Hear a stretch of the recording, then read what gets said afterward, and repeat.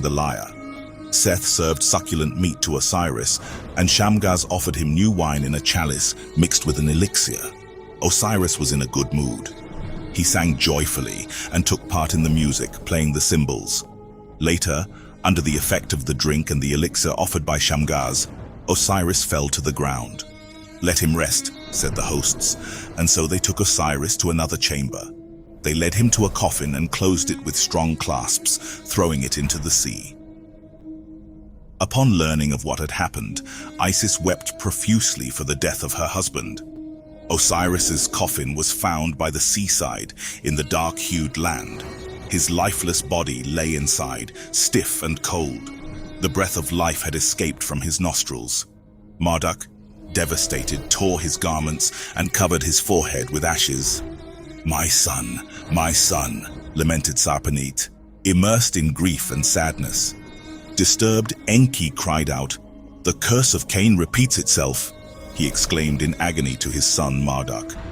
Isis raised a lament to the heavens and pleaded with Marduk for revenge and an heir. Seth must meet his inevitable fate and punishment. However, I beg you, allow me to conceive a successor from his own seed, and may your son be remembered by his name, so that his lineage may survive. That unfortunately cannot be done, Enki replied to Marduk and Isis.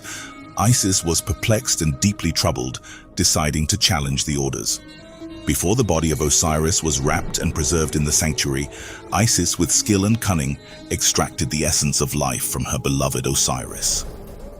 Through this daring act, Isis conceived the heir and avenger of Osiris. Before Enki and his sons, before Marduk and other Anunnaki, Seth proclaimed his word. "I am the sole heir and successor of Marduk, and thus I shall be the lord of the land of the two Narrows." Seth also found other paths and developments. After the battle over the Tilman area, Enlil summoned his 3 sons to a council.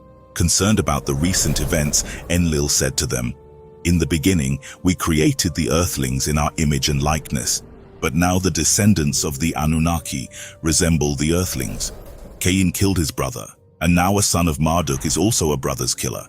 For the first time in history, the descendants of the Anunnaki have raised an army of earthlings and metal weapons. A secret of the Anunnaki have been placed in their hands.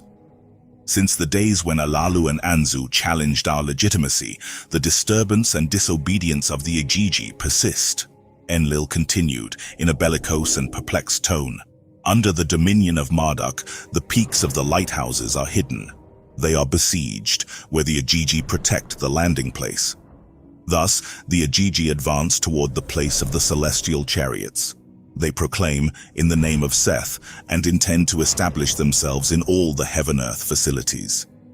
Enlil, realizing the intention of the Igigi, shared his concern with his sons and proposed the creation of an alternative heaven-earth facility. Enlil wished to establish it in the land of Ninurta, beyond the oceans, and to secretly surround it with earthlings he trusted. Thus, the secret mission was entrusted to Ninurta, who set out in search of the ideal location.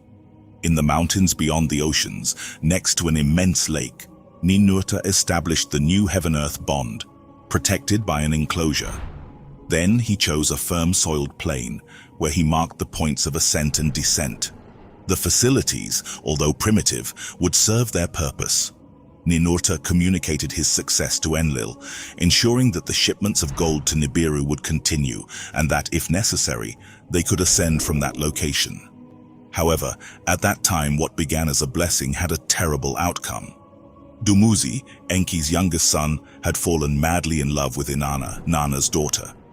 Inanna, granddaughter of Enlil, was also in love with Dumuzi, the Lord of Shepherding. It was an unconditional love that engulfed 2 young individuals, consuming them with a passionate and enigmatic fervor. The love songs that echoed through the ages were first sung by Inanna and Dumuzi, immortalizing their love in each verse.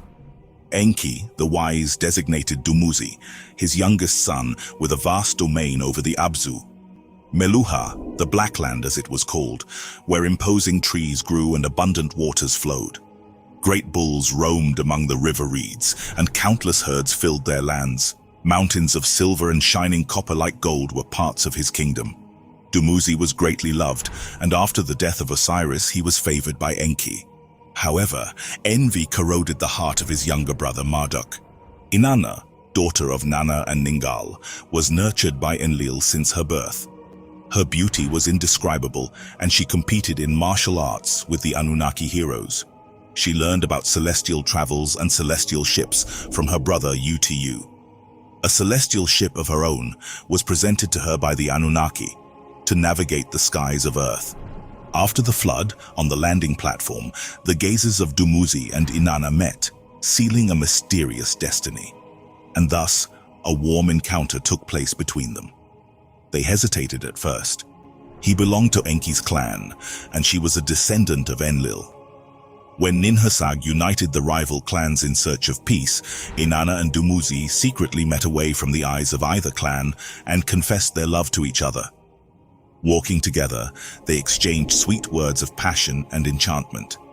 They lay side by side, hearts in harmony, and Dumuzi, filled with desire, embraced Inanna.